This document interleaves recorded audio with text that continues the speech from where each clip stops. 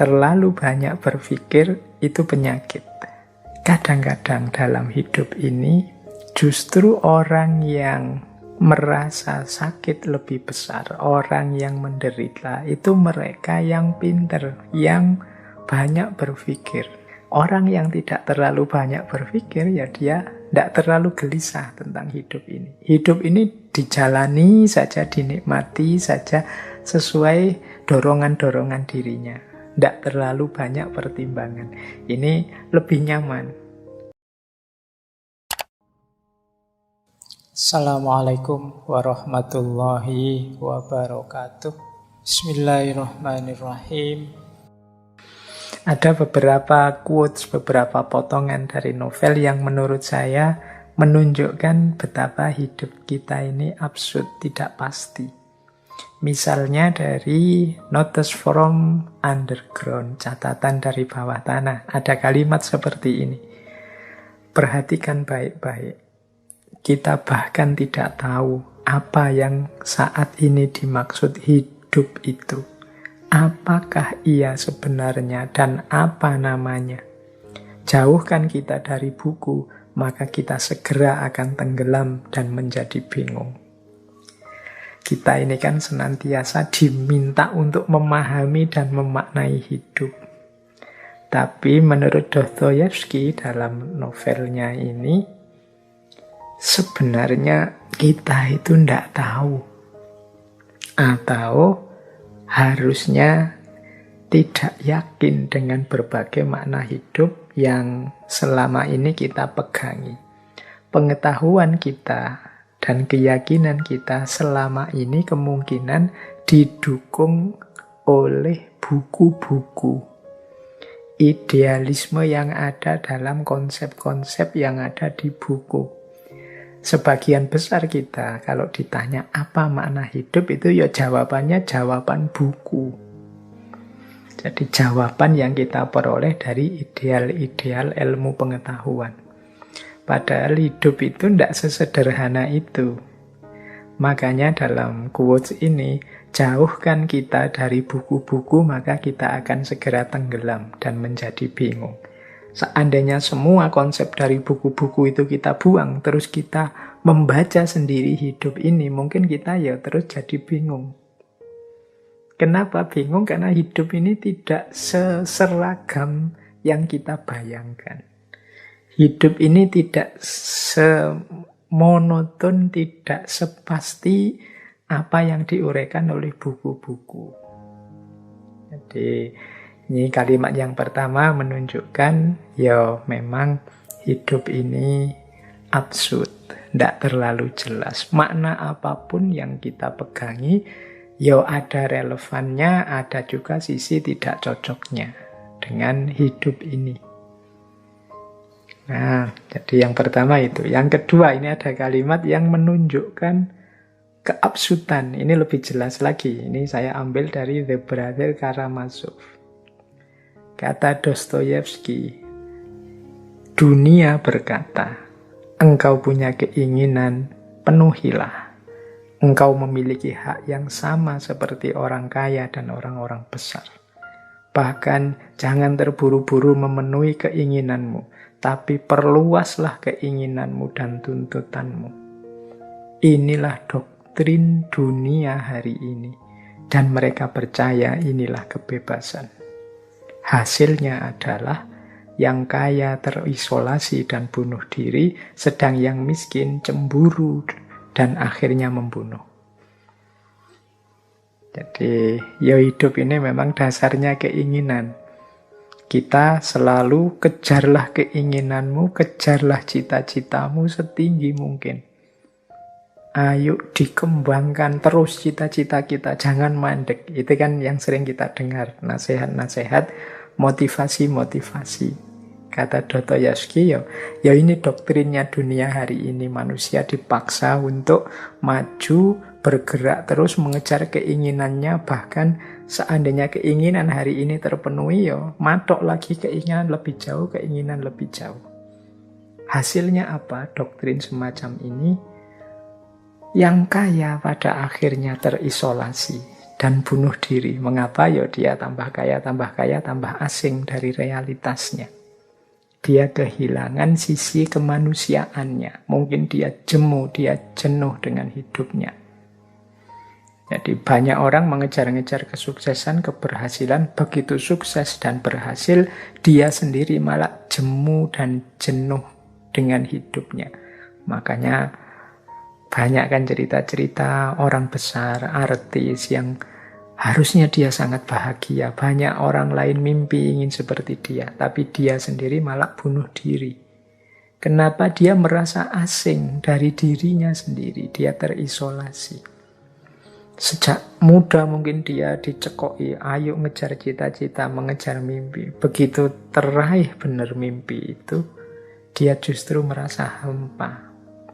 Maka kalimatnya Dostoyevsky, yang kaya terisolasi dan bunuh diri. Sementara yang miskin cemburu, dia lihat orang-orang kaya. Wah, aku kok nggak bisa yang mencapai keinginanku. Aku nggak pingin kaya, nggak bisa. Pingin sukses, nggak bisa. Dia cemburu. Lihat yang lain sukses, yang lain kaya. Akhirnya ya membunuh, merusak. Mencari jalan paling singkat untuk menemukan kekayaan. Jadi inilah absurdnya hidup. Kita diminta untuk bercita-cita tinggi, tapi yang sukses meraih cita-cita justru jemu, bosan, bahkan bunuh diri. Yang tidak sukses meraih cita-cita, cemburu, galau, gelisah, bahkan membunuh orang, merusak, dan lain sebagainya. Nah, ini gambaran dari The Brother Karamazov. Ini menggambarkan betapa hidup ini absurd. Nah, bahkan ada lagi, ini ada quotes ketiga menunjukkan absurdnya hidup. Saya ambil dari The Idiot.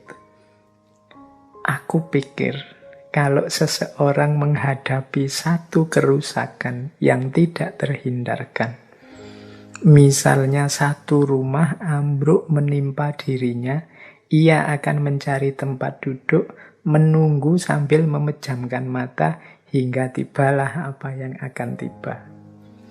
Ini juga absurdnya manusia. Manusia itu ya secara natural dia menghindari rasa sulit, tidak suka dengan penderitaan, dan lain sebagainya. Tapi kadang-kadang kita ketika sudah jelas akan menderita, sudah jelas akan sulit, kita malah diam saja. Ini paradoknya manusia.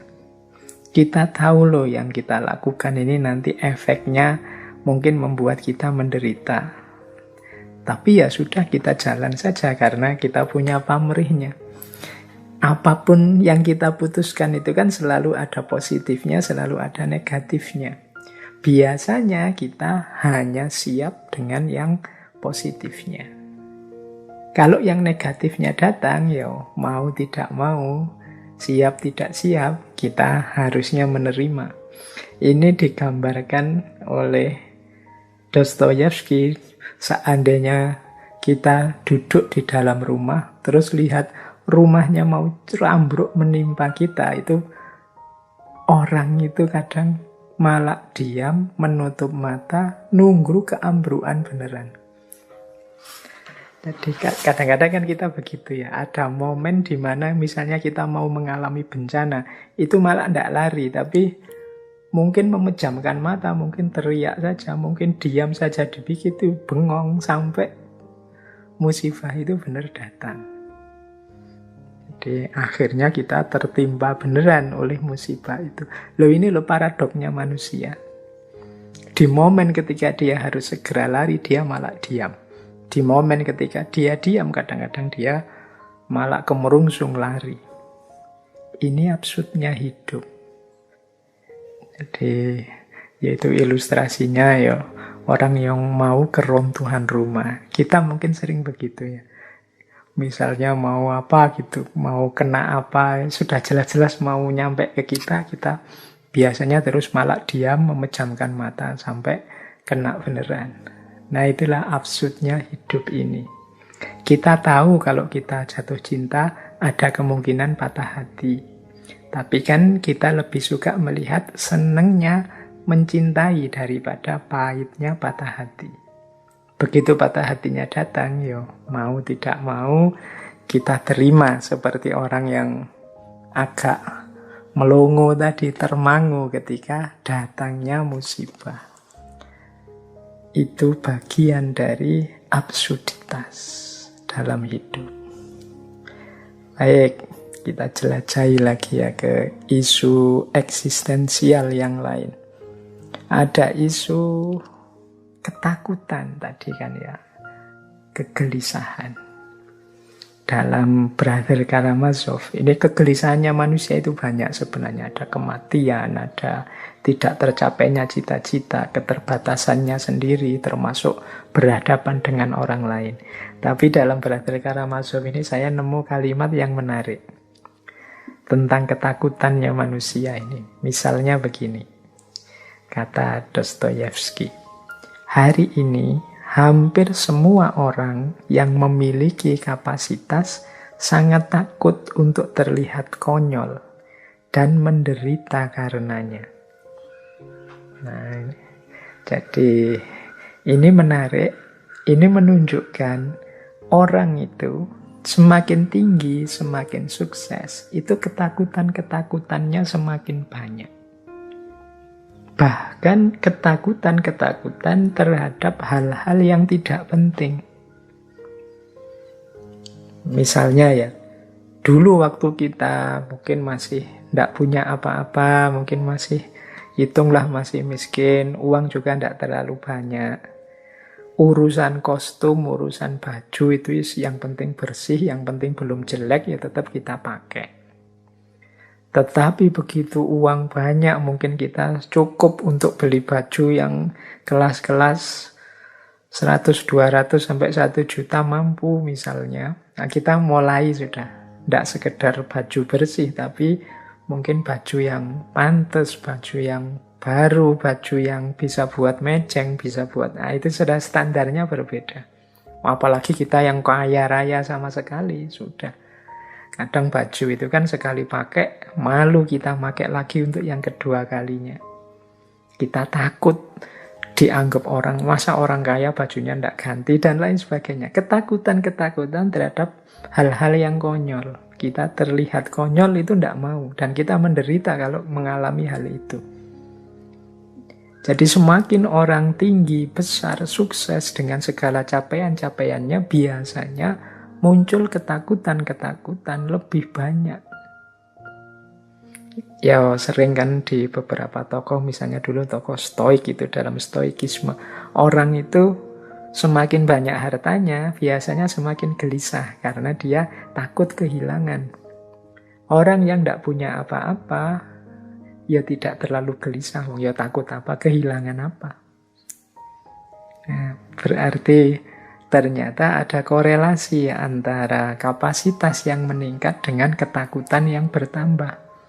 Orang itu kalau pointer, misalnya mahasiswa ya, pointer sama sekali, dia cerdas, nilai-nilainya selama ini unggul, itu dia dapat nilai jelek itu takut. Nah, ada ketakutan dapat nilai jelek. Tapi mahasiswa biasa-biasa yang ya IP-nya sudah yang penting selamat begitu saja, itu dia tidak ada ketakutan dengan nilai jelek, orang sudah biasa dapat nilai jelek. Jadi jumlah ketakutannya lebih sedikit. Kalau yang pinter kan, wah kalau nanti saya tidak lulus tepat waktu, malu aku. Kalau IPK ku tidak 3 di atas 5, malu aku. Kalau itu kan banyak ketakutan-ketakutannya. Sementara yang biasa-biasa atau yang cenderung tidak pinter, sudah alah yang penting lulus, tidak masalah, tidak harus tepat waktu, tidak harus IPK tinggi, yang penting lulus, alhamdulillah. Ketakutannya jauh lebih sedikit. Ya termasuk antara yang ganteng dengan yang biasa-biasa, yang cantik dengan yang biasa-biasa, itu pasti ketakutan-ketakutannya berbeda. Nah, dalam Brother Karamazov ini Dostoyevsky mengilustrasikan bagaimana orang yang punya kapasitas itu takut terlihat konyol dan menderita. Padahal ya terlihat konyol bukan berarti konyol. Hanya kelihatannya saja. Ya karena memang capaiannya mungkin tinggi, sehingga ketakutan-ketakutannya lebih banyak. Nah, ini mungkin menarik ya untuk kita bahan introspeksi lebih lanjut. Baik, saya lanjutkan biar agak banyak, karena kelihatannya materinya masih banyak. Waktu kita agak terbatas. Nah, kita lihat sekarang pandangannya Dostoyevsky antara lain ya tentang rasionalitas, intelektualitas. Yang pertama, ini kalimat saya ambil dari Crime and Punishment. Kata Dostoyevsky, akal adalah budaknya perasaan. Nah, ini menarik ya, ini pandangan tokoh eksistensialis mirip dengan pandangan para sufi. Misalnya Imam Ghazali. Akal itu hanya suruhannya hati, meskipun Imam Ghazali menyebutnya panglima perangnya. Dia hanya pasukannya. Rajanya siapa yang menyuruh-nyuruh? Hati, kolab. Kalau pakai istilahnya Dostoyevsky ini, akal itu budaknya perasaan. Perasaan kita menuju kemana, orientasinya apa, ya akal akan mengikuti ke sana. Jadi akal bukan penentu. Kita itu senang dulu biasanya, terus akalnya datang untuk memberi pembenaran terhadap apa yang kita suka. Atau tidak suka dulu, jadi aku tidak suka dulu dengan orang itu. Nah, terus baru akalnya datang untuk memberi justifikasi, memberi alasan-alasan, argumen aku tidak suka itu apa. Bukan karena ada alasan-alasan ini terus aku tidak suka. Tidak, terbalik prosesnya. Karena aku tidak suka, maka aku cari alasan-alasan yang membenarkan ketidaksukaanku. Jadi akal itu budaknya perasaan. Kalau pakai dalil ini, maka teman-teman ya tidak usah kaget. Kalau ada konflik-konflik dalam media sosial, antar komentar, antar postingan itu sering tabrakan, ya memang perasaan orang, selera orang beda-beda. Akalnya itu belakangan. Orang itu suka dulu, terus baru kemudian argumen, dasar, alasan, bukti itu mendukung rasa suka dan tidak suka ini. Kalau kita sudah suka pada orang, itu kan terus akal kita kerja mencari baiknya orang ini apa saja. Sebaliknya kalau kita tidak suka pada seseorang juga begitu. Akal kita akan bekerja mencari jeleknya orang ini apa saja. Nah, kalau kita sedang patah hati misalnya, ya akal akan bekerja mencari apa yang kita butuhkan, apa yang kita inginkan dalam hati kita yang patah. Mungkin kita nyari pelampiasan, mungkin kita mencari pembenaran dari hati kita yang patah, mungkin kita dan lain sebagainya. Nah, itulah makanya akal itu budaknya perasaan. Yang kedua, ini masih tentang intelektualitas, rasio. Kata Dostoyevsky, rasa sakit dan penderitaan selalu tidak terhindarkan bagi pemikir yang besar dan perasa yang mendalam. Menurutku, orang-orang besar pastilah menanggung kesedihan terbesar di muka bumi ini. Nah, ini saya lanjutkan ya, pernyataan ini nyambung dengan quotes dari Notes from Underground. Ada kalimat begini, terlalu banyak berpikir itu penyakit. Kadang-kadang dalam hidup ini justru orang yang merasa sakit lebih besar, orang yang menderita, itu mereka yang pinter, yang banyak berpikir. Orang yang tidak terlalu banyak berpikir, ya dia tidak terlalu gelisah tentang hidup ini. Hidup ini dijalani saja, dinikmati saja sesuai dorongan-dorongan dirinya. Tidak terlalu banyak pertimbangan. Ini lebih nyaman, kata Dostoyevsky. Dia membayangkan kalau ada orang pinter, ada orang sangat perasa, itu hidupnya mesti isinya kesedihan-kesedihan, kebingungan-kebingungan, kegalauan. Karena memang itulah karakter dunia ini. Ada banyak hal-hal tidak rasional yang terjadi. Seperti tadi ya, berhubungan dengan hukum alam dan lain sebagainya. Maka kata Dostoyevsky, terlalu banyak mikir itu penyakit. Ya manusia memang butuh berpikir. Tapi terlalu banyak berpikir, apa-apa mau diperdalam, apa-apa mau direnungi.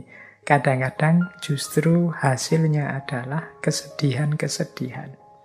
Hasilnya adalah rasa sakit dan penderitaan. Maka jangan dikira orang yang sangat pinter itu enak. Dalam banyak hal kadang-kadang kita mending tidak tahu daripada tahu. Dalam banyak hal. Nanti teman-teman boleh direnungi ya. Ada banyak peristiwa, banyak kasus dalam hidup ini yang lebih baik kita tidak tahu. Begitu kita tahu, penderitaan kita bertambah, rasa sakit kita bertambah. Kadang-kadang tentang hal-hal yang tidak penting. Misalnya ya, ada teman kita ngomong jelek di belakang kita. Itu kan kita tidak tahu. Saat kita tidak tahu, kita nyaman saja bergaul dengan dia, hidup kita cerah-cerah saja. Tiba-tiba ada yang cerita ke kita, wah teman yang satu itu kalau ngomong tentang kamu jelek. Drop kan kita, sedih kan kita. Akhirnya kalau bersama dia sekarang isinya marah kita, ingin balas, tidak percaya, dan lain sebagainya. Pahit sekali hidup kita. Tambah pengetahuan, tambah penderitaan. Ini cara membaca konteksnya seperti itu. Karena kadang-kadang memang dalam hidup ini beberapa hal lebih baik kita tidak tahu. Karena begitu kita tahu, ya penderitaan kita bertambah. Nah, ada lagi yang menurut saya kalimat yang menarik dari Dostoyevsky tentang kecerdasan, tentang intelektualitas. Kata dia, diperlukan lebih dari kecerdasan untuk bertindak secara cerdas. Pinter dalam pikiran saja tidak cukup. Orang juga harus pinter dalam keputusan dan tindakan. Pinter dalam keputusan dan tindakan, inilah nanti yang dalam filsafat sering kita sebut bijaksana. Jadi berpikir rasional saja, berpikir kritis saja tidak cukup. Kita perlu berpikir yang bijaksana. Berpikir yang sesuai dengan konteks, dengan situasi. Itu yang disebut bertindak secara cerdas. Tidak selalu kebenaran itu mungkin harus diungkapkan apa adanya. Ada kalanya kita agak muter sedikit. Ada kalanya malah justru kita harus diam biar tidak mengacaukan yang lebih besar. Itu namanya bijaksana. Jadi ya teman-teman yang pengalaman hidupnya banyak nanti ngerti kok bagaimana bersikap bijaksana itu. Jadi yang pertimbangannya tidak sekedar kebenaran yang rasional. Karena kalau kebenaran yang rasional saja kadang-kadang kita keliru memutuskannya. Kalau hanya sekedar 1 tambah 1, 2, ya kadang-kadang tidak pas. Seperti ceritanya Konfusius tadi.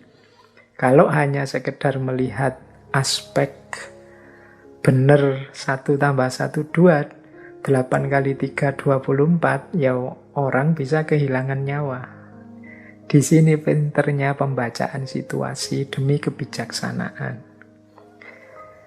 Baik, jadi itu aspek intelektualitas. Dan ini dilanjutkan dalam beberapa gagasan tentang kebalikannya kecerdasan atau intelek, yaitu kebodohan.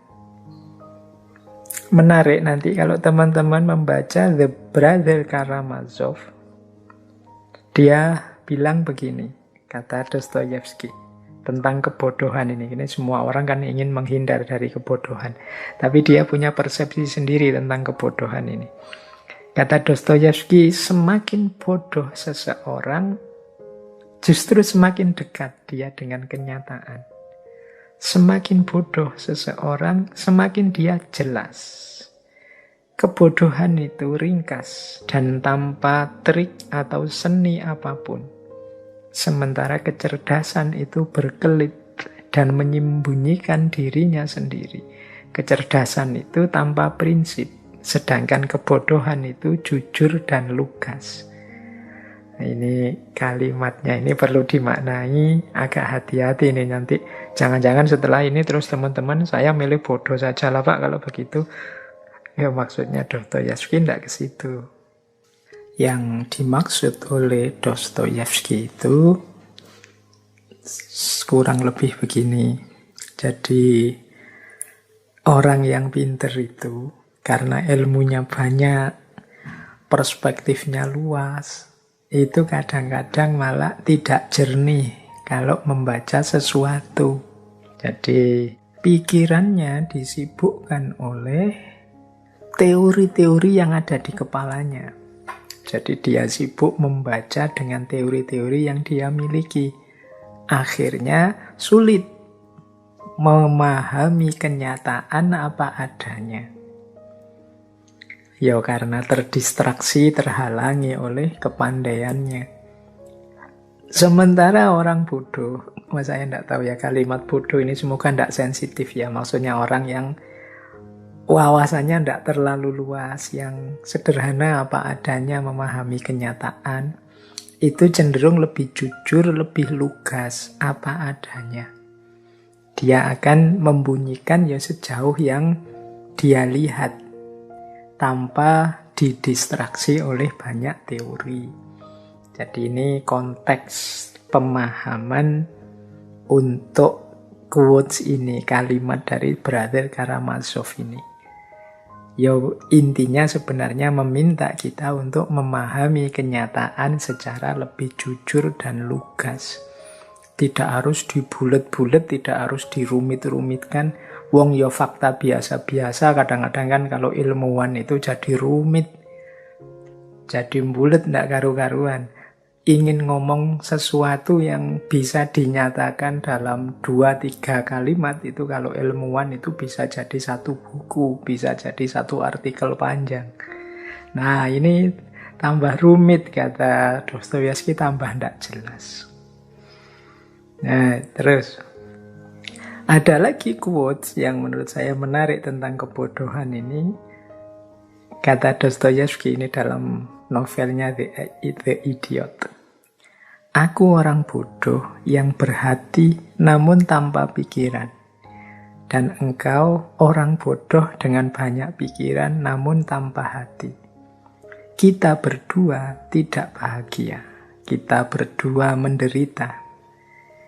Jadi kalau ada orang cerdas hatinya tapi tidak pinter pikirannya, atau sebaliknya ada orang yang tidak pinter hatinya tapi cerdas hatinya, jadi mata batinnya itu canggih menangkap realitas, yang satu pikirannya canggih menangkap realitas, tapi tidak dua-duanya. Selama tidak dua-duanya, kita berdua menderita.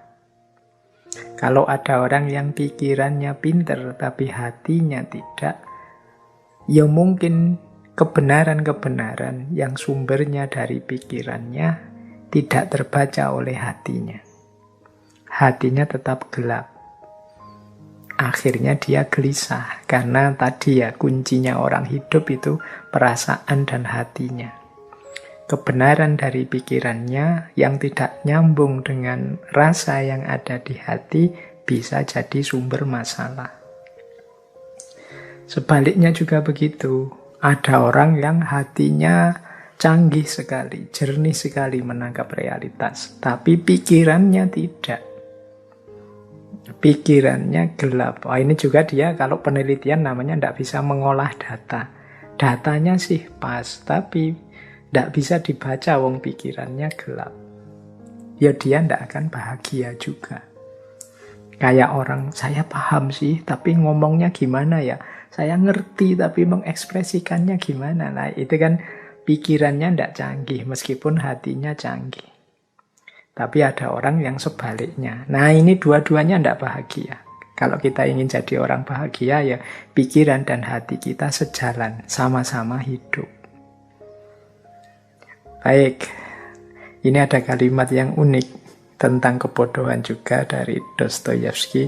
Dia menyatakan begini, orang pinter itu tidak bisa menjadi apapun secara serius. Hanya orang bodoh yang bisa menjadi sesuatu. Ini juga kita baca konteksnya ya, jangan digeneralisir untuk semua kasus. Maksudnya Dostoyevsky itu begini loh. Orang itu kalau pinter itu kan wawasannya luas. Dia ngerti macam-macam. Akhirnya malah susah yakin. Susah untuk mantep. Orang pinter itu mau ini, nanti jangan-jangan begini. Mau itu, nanti jangan-jangan begitu.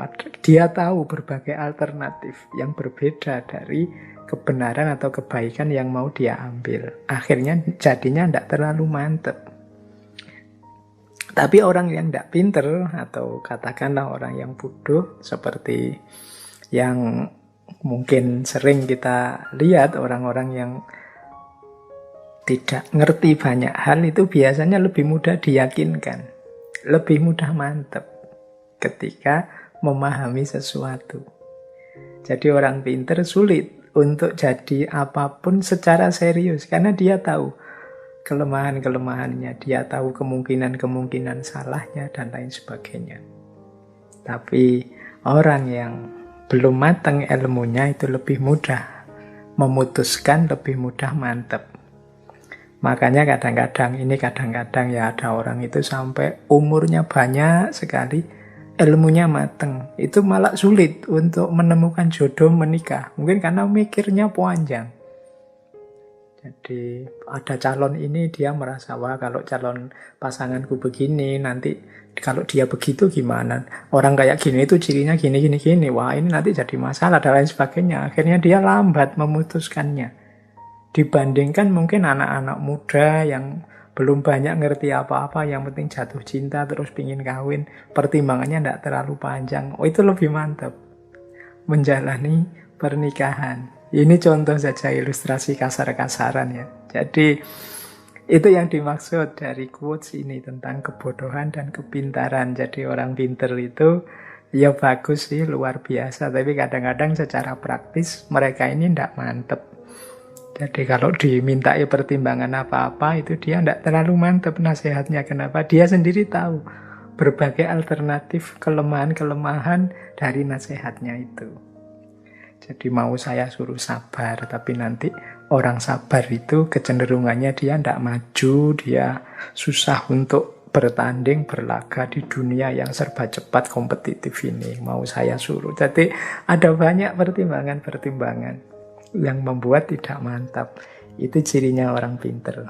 Nah, jadi teman-teman, Pak saya kok sulit memutuskan, ya Pak saya kok sulit mengambil keputusan tentang sesuatu, kok tidak mantep ya Pak saya jadi apa-apa. Itu jangan-jangan teman-teman sudah pinter, pikirannya luas, jadi pertimbangannya macam-macam, jadi kurang mantep.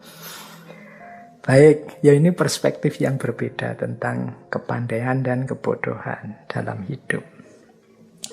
Yuk, baik, sekarang yang mungkin agak unik ya, yang agak positif-positif, mungkin masih ada waktu sebentar. Saya jelaskan secara cepat saja di luar yang eksistensial tadi. Tadi saya jelaskan sebentar aspek ketuhanan. Jadi Dostoyevsky ini seorang yang sangat religius sebenarnya, karena sejak kecil diperkenalkan agama oleh orang tuanya.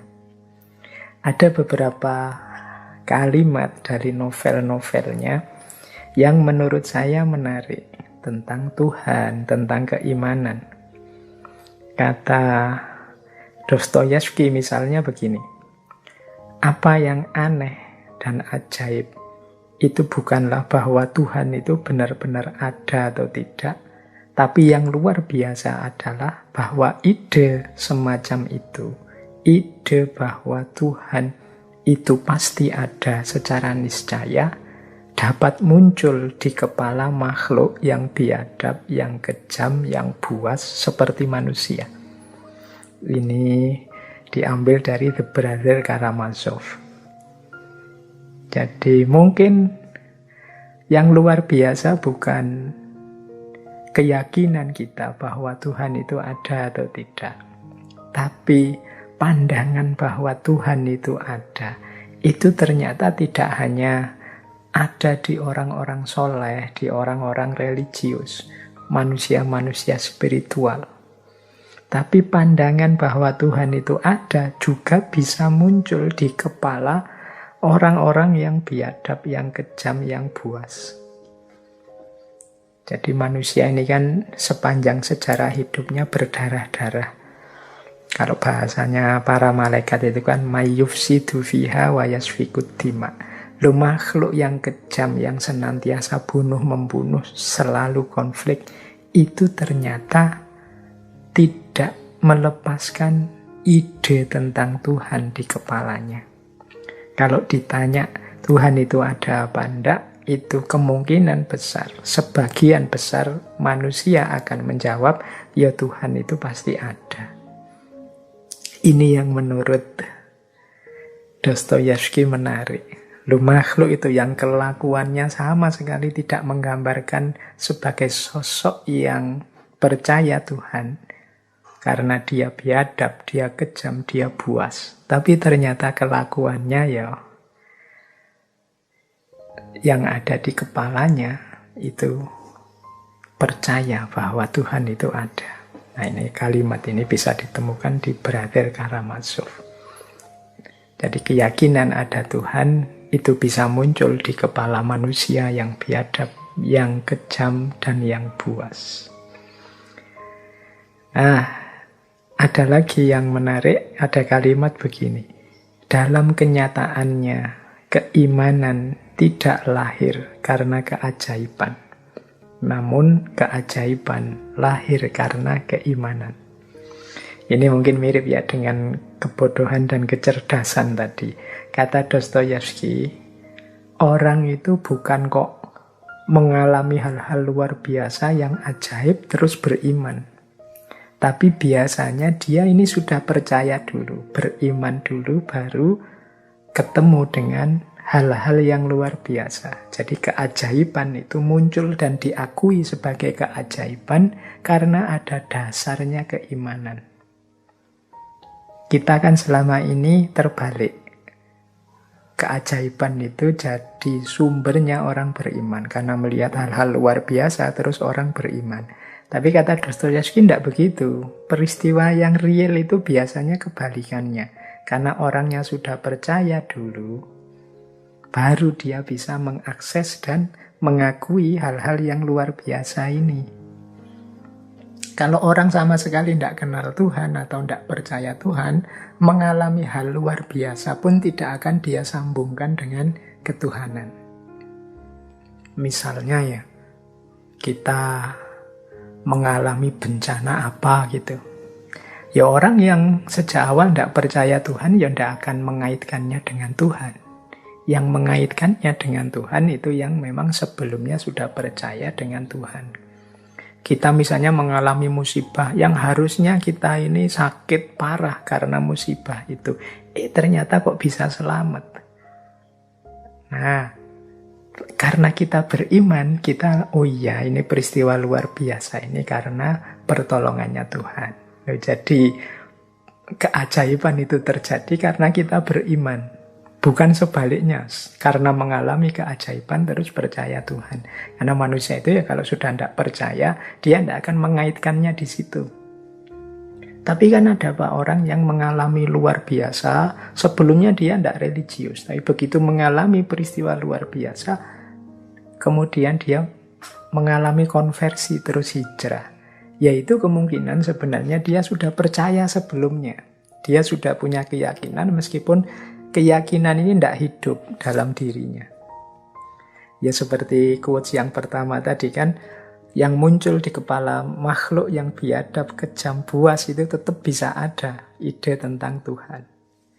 Ya karena sebelumnya sudah kenal Tuhan, meskipun tidak aktif mengabdi, tidak aktif melakukan kebaikan-kebaikan religius, begitu ngalami sesuatu yang luar biasa, yang kemarin keimanannya tidak hidup, sekarang jadi hidup. Nah ini pandangan-pandangannya Dostoyevsky. Sebenarnya masih banyak yang lain, tapi mengingat waktu ya. Baik, karena waktunya terbatas, kita akhiri dengan 2 quotes untuk malam hari ini dari Dostoyevsky. Saya suka dengan 2 quotes ini. Yang pertama begini. The best way to keep a prisoner from escaping is to make sure he never knows he is in prison. Jalan terbaik untuk membuat seorang narapidana tidak kabur adalah dengan memastikan dia tidak pernah tahu bahwa dia di dalam penjara. Nah, ini kita jadikan bahan introspeksi ya. Banyak orang itu yang terpenjara tapi tidak sadar. Banyak orang yang dikungkung tapi dia tidak sadar. Mungkin dikungkung oleh ideologi, dikungkung oleh lembaga, dikungkung oleh ideal-ideal yang dia miliki. Sehingga dia punya anugerah kebebasan tapi macet. Macet itu tidak pernah dia gunakan. Hidupnya tenggelam dalam ide-ide, organisasi-organisasi, kelompok-kelompok di mana dia berafiliasi. Dia tidak sadar bahwa semua itu memenjara dirinya. Dia tidak tahu bahwa itu penjara. Dan akhirnya apa? Ya dia tidak akan punya niat untuk kabur. Karena niat untuk kabur itu kan dari orang yang sadar dia di penjara. Kalau dia tidak sadar di penjara, ya tidak akan dia berniat untuk kabur. Yang terakhir, ini ada kalimat, be the sun and always will see you. Jadilah matahari dan semua orang akan melihatmu. Fyodor Dostoyevsky. Jadilah bercahaya, jadilah tinggi, jadilah yang menerangi, maka semua orang akan mengakui eksistensimu, akan tunduk di hadapanmu, akan mengakui kehadiranmu. Kehadiranmu adalah sesuatu yang penting dan berharga untuk mereka. Jadi teman-teman, mari kita semua menjadi matahari dalam hidup kita dan lingkungan kita.